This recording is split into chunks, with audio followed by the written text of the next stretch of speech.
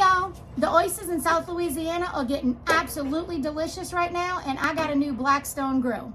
So tonight I'm gonna grill these oysters and serve them over some local toasted French bread with some butter garlic parsley sauce drizzled on top, and then some grated Parmesan cheese. It's gonna be absolutely delicious. But first, I have to shuck these oysters, I have to chop this seasoning, and then we're gonna grill them up. The first thing I do is I cut up some local French bread into bite-sized pieces, and I set that on the side. I chop up a half a bunch of parsley and about 5 cloves of garlic real fine, and I throw that in my cast iron skillet with 2 sticks of butter. I set that on the side, and I start shucking these oysters.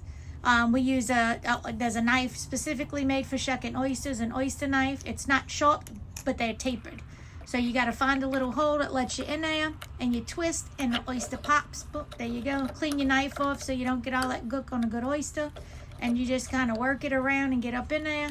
And the eye is attached to the top shell right there. You got to get it off. And it's attached to the bottom shell. So you turn it around, and you get that eye off the bottom shell too. And that's it. We light the Blackstone. We put that pan on there. Put some oyster water in it. Get it all good and loving each other. Cooking down for about 15 minutes.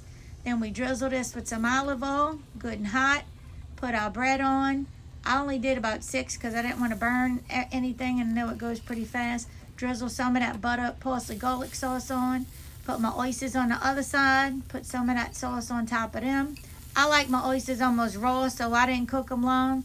Turn that bread. I cover the oysters a second, maybe a minute, maybe.